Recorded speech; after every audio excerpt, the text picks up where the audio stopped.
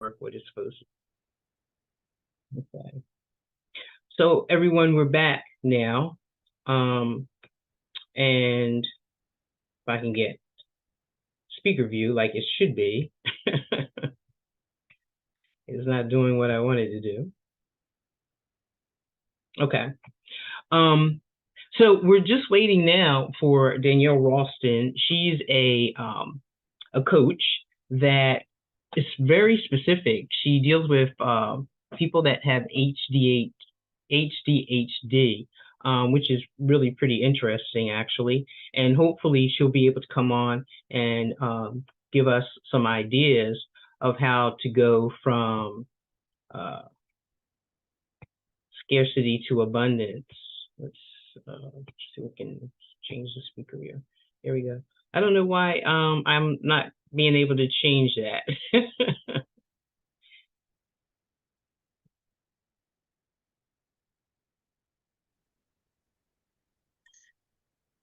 So we're back now. Thanks for taking the time to have a little break there. And what we really like to do is just kind of review a couple of things before we move on to the next speaker. One thing that's been consistent through all of the presenters is just really a couple of things, really. Getting focused, getting a real positive mindset. Oh, there's Danielle. So now I'll stop talking and I'll have her come in just a moment. There she is. Hi, Danielle. Hello. There we go. All right. Um, Wait, just one moment. Let me just change the view here, speaker view. There we go. Hi, nice to meet you. Nice to meet you. Um, uh, it's really interesting. Your platform is ADHD, and that's something that's real specific, real niche.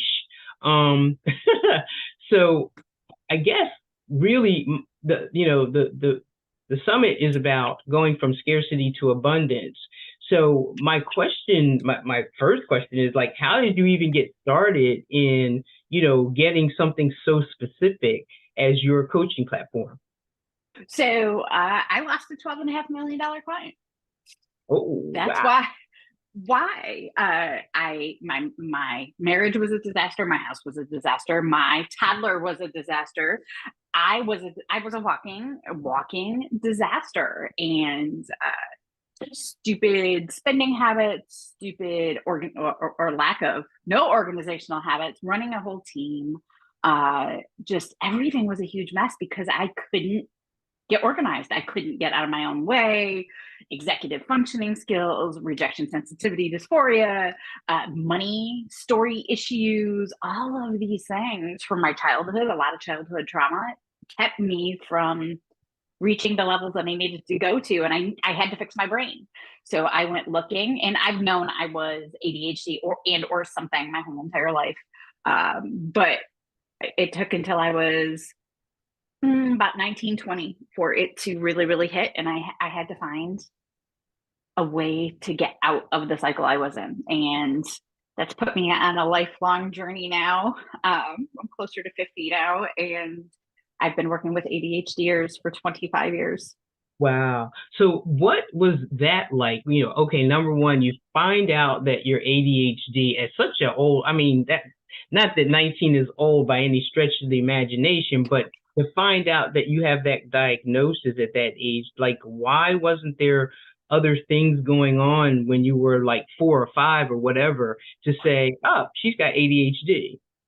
So I was actually diagnosed as mentally retarded Oh, when I was 5, because ADHD doesn't exist for little girls. I wasn't hyperactive, like physically hyperactive. I was just okay. chaotic.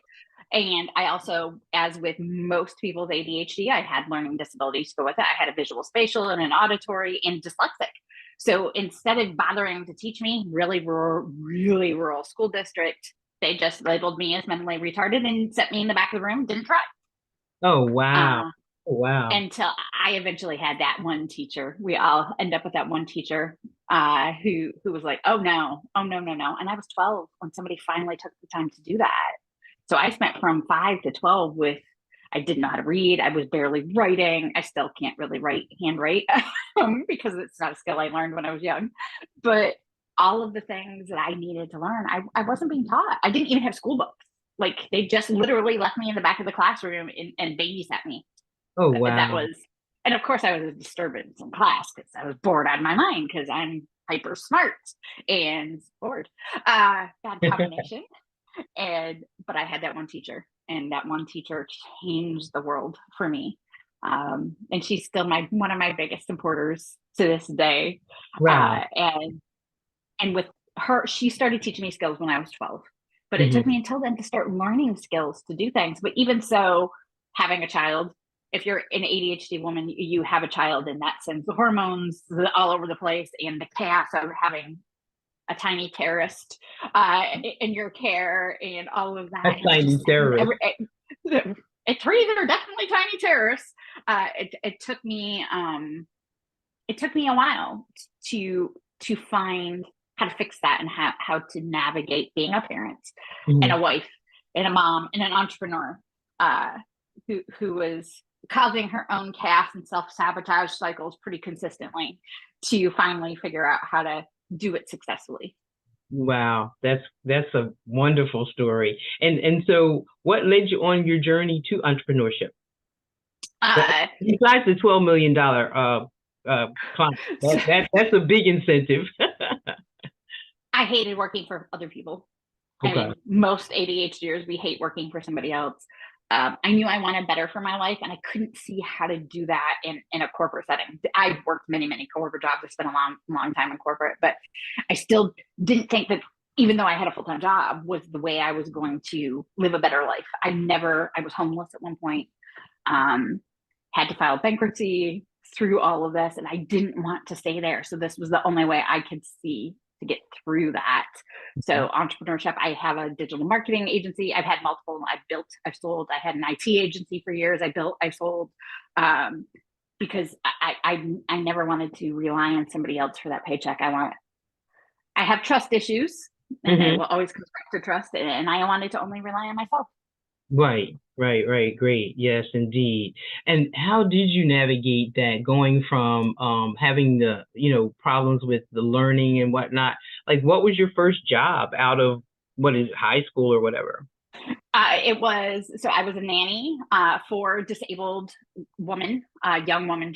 I was 15 and she was 32, but she still lived at home with her parents, and they needed somebody to come in and watch her, help her feed dinner, read her books, things like that. So at 15, I was able to get a job helping her do all of those things. And I worked there, and then I worked in food service for years. Hated that with a passion, and I never wanted to stay there. And then I actually went to work for what became Hewlett Packard and worked for them for quite a few years, but I still hated it. Hated working for somebody else. Hated, hated, hated. I was actually very good at it. At 19, I got promoted to training salespeople because I was really good at that. But I hated the job. I hated it, and I didn't want to continue down that route at all. Okay. And so what was your first stepping stone to say, okay, I know I hate it, so let me see what else I can do? Um, I babysat, I nannied, I cleaned people's houses, I fixed people's computers once they started having computers. I weeded gardens, anything, And anything to earn my anything keep. not to work for somebody else. Yes, very much so. And how did you come about to start the business that you're operating now? Well, many years, many bankruptcies, many crash and burns and dumpster fires later, I found my path. I actually found my path about 15 years ago, and I've had steady businesses since then, and earning a steady income. Um, but it it took me a while to figure out how to do it and how to do it right, because I am ADHD. I never can do anything the easy way. I have to do things the hard way, and nobody could tell me how to do something or how to organize it. But neurotypical ways of doing things just don't work for me either. So it took me a long time to figure out how that works with the ADHD brain and how to make everything easy.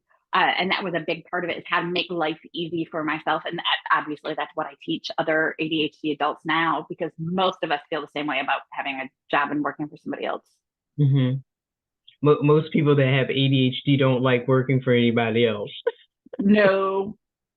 Well, and part of it is energy levels. There are some days that I brain is just not going to work until 11, 12 o'clock at night. Forget it. There's no doing daytime job. They're even working third shift, working for somebody else. Those things don't often work with our energy levels. They don't often work with our dopamine needs, or we can't even fill our dopamine needs by doing some of those things. So understanding how to make all of that happen and all of that work for the ADHD brain has been, I'm now like 30 something certifications past Wow. the ADHD brain world to learn how to make life better for those of us with ADHD. Wow, that's fantastic. That so you've developed a course of study that people can use not just for them to navigate their everyday lives, but as well as for them to be able to navigate their businesses. Is that correct? Absolutely. I actually own the first ever holistic ADHD entrepreneurship program. We do both the mindset, life skills, parenting skills, self-care skills, even along with your business, because most of us, I mean, a lot of, especially ADHD women, have children. They're single moms, or they're moms who are just struggling financially, whatever the reason is, and they're trying to run a business alongside trying to be a mom, wife, whatever. So I've combined the things together into one program so that we can walk them through all of the things that they need so that they get out of the overwhelm. Right. And a lot of it, overwhelm causes more financial overwhelm causes more overwhelm, it causes the burnout, it causes the frustrations, and they're always feeling frustrated and shame out of what all of that causes, and that those cycles that they live in. So we spend a lot of time on teaching financial freedom, teaching how to budget, how to do the things for an ADHD brain. Mm-hmm. Yeah, because it operates differently than a quote unquote normal brain. Yes, very Okay. much so. Okay. Okay. Great. And so what was the thing that made you kind of just say, wow, I finally found like what it is I'm supposed to do? What was that like that moment? I actually don't think I ever had that moment, and it took me until about 5 years ago to realize I've been coaching for 25 years. Uh-huh. I was still running agencies and doing marketing and starting new marketing businesses and other side hustles from that, and VA and OBM and doing all of those things. And I was talking to somebody who I'd worked with her and her child years before when my son was a baby. And she came to me and she's like, "You changed my life so much. I've had such success after working with you." And I'm like, "Working with me on what? What are you talking about?" And it just didn't click that I had been doing that all of the time. And I've been coaching, and I coached as a side hustle. That was like my fun thing that I did. I didn't look at it as A as business. my main a Right. business or a main income earner in any way Uh-huh. until about 10 years ago. 10 years ago, and then I was like, oh, I'm Is it? already doing this. I'm already doing this. And now I get to work for the first ever ADHD online clinic. I'm one of their coaches, and I love what I do. I, I get to coach, and I'm so blessed that I get to coach every single day. And I still own my marketing agency and doing those things on the side. But those are they kind of run in the background, and I have a whole team that runs them things so Uh-huh. that I get to work in my passions every single day. Wow, that's wonderful. That's a wonderful story. And you're actually making money at doing it, which is even better. And the other businesses that you have, they're still operating and they're still bringing you passive income. Is that right? Mm-hmm. Okay, so you don't actively participate in them because you have a team doing it for you. Yes, I do some sales, and I'm still very much the face of a lot of things in closing. If anybody has like sales calls that they want to do and things like that, I do those. But even those, I think I've only done like 5 in the last 2 months. Somebody else does a good portion of that. My sales team is amazing. My OBM is amazing. So I get to just sit back and play when I want to play there, but I don't have to live there anymore. That's wonderful. And you've managed to find success in both your personal life and your business life. In your Yes, we have. personal life, how did that kind of change things up? Um, when my husband and I got out of $200,000 worth of debt at one point, we moved 1,000 miles away. We lived in New York, and we now live in outside Birmingham, Alabama. And we moved down here, and that mindset shift of changing our location and not living in some of those old bad patterns. I mean, honestly, that made a big difference. We bought what always seemed out of reach for a house. Both of us own our dream play cars and are getting to take vacations, enjoy family, and go visit family and do things like my son and my daughter-in-law, taking them on vacation with us, and just getting to live the life that I never thought was possible, ever thought would be possible for me. I mean, I'm a girl who grew up off grid in rural New York most of my life, who having electricity was my dream as a kid, and now Wow. I literally get to live my dream life, and do all of the things that I want to do, not just that I have to do to make ends meet, but that I want to do. Wow, that's a great success story. I'm loving that. What is the thing that kind of got you to have more structure about what you do? How did you start structuring things? I actually went back to school. I have my degree as a psychologist. I don't use it because I don't want to license myself. I don't want to limit myself to do that because there are a lot of rules and regulations around that, where coaching doesn't have some of the same rules, good Hmm. and bad, that goes with that. Um, but I started to look at everything that I do as a reflection of what I could be teaching somebody else. So I really took a deep dive and looked long and hard at how I organize my finances and how I organize my day, just my tasks each day and everything. And I look at everything as a teachable moment for someone else. So how can I make my life be the reflection of what I can show somebody else where they can thrive in their life? And I look at those things very much more purposefully than I ever did before. Hmm. Hmm. And that's what was your transition like going from scarcity to abundance? Because that's what this seminar is all about. It took a while. There are days that I still will do something out of that scarcity mindset. Even still, I don't. There's no reason to live like that now, but I still go back to those. So it's a lot of mindset work. I sit down and I think of new goals, and I operate off the 12-week year, and I'm revisiting my goals in my mindset, in my purpose for what I want to do with my money, with my time, and with my thoughts every 12 weeks. Okay. And by Yep. doing it and instituting that 12-week cycle of reflect and renewal Hmm. on my all of those things, it keeps me out of that scarcity area a whole lot more than I was doing before. Looking at my goals as a thing that, yeah, this nebulous thing at the beginning of the year, creating your all of that, was not doing me any favors. I wasn't revisiting it often enough. Okay. Okay. Great. Great. Great. Um, and you mentioned 12 week. There's a book called The 12-Week Year. Uh-oh, she's getting ready to show it to you guys. I actually am going through the process of There doing you my 12 weeks again, my new 12 go. weeks. Yep. By And Brian Moran. I will say that as an entrepreneur, this was a huge mindset shift. Again, reflecting and renewal every 12 weeks has grown much more success for my business and for my personal life too, because Mhm. of that. Yes, the 12-week year, in case people don't know what it is, it's about trying to do everything in 12 weeks that some people do in a year.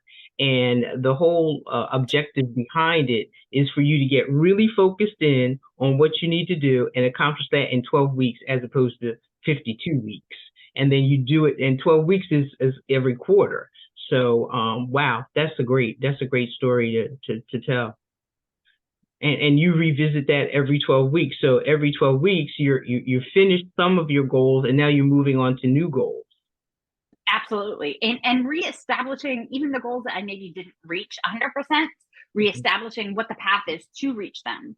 Hmm. Um, again, it's that reflection and renewal of the thought process and the mindset behind why you're doing everything. And it's that purposeful, getting super detailed and purposeful with every single thing that you do in order to make the changes in your life. Very intentional, becoming intentional. What you do. Very intentional. You Wow. become intentional with every dime you spend, how you're investing your time, because time is money. And if you're recreating a job and not a life, then your business is going to be a drain on you instead of a reflection of the growth that you want to see. So understanding how to change from job and scarcity mindset to growth mindset in every single thing that you do. Wow. And then even down to cleaning your house and things like that. There's a growth mindset that goes with that. Wonderful. Wonderful. I probably need to take your course myself. My house could use some cleaning. Listen, thank you so much for taking the time, Danielle. I'm hoping that I can schedule you another time to have you on my podcast. I would love to have you on, just to talk to you about all of the things that you can help people that have ADHD and ADHD and help them, with their journeys. It would be great to have you on. Thank you so much.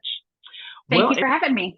You're very welcome. Well, everyone, it is 2:15, and so we've explored a lot of really good information. Chris Felton came on. He gave us his background story about how he was able to go from his situation of having a real scarcity mindset to being able to move forward. Then we had Starlet Moore come on and explain how everyone needs to really get focused, especially women, on trying to build not just wealth for now, but generational wealth for into the future. Edna J. White, she explained that, she's all about and has learned a lot about being able to manifest by getting focused on visualizing some things in her life. And then Lima also kind of just also explained how that whole mindset thing for her has helped her tremendously. And last but not least, we had the great pleasure of having Danielle Ralston on, who is really just growing by leaps and bounds by helping people that have ADHD.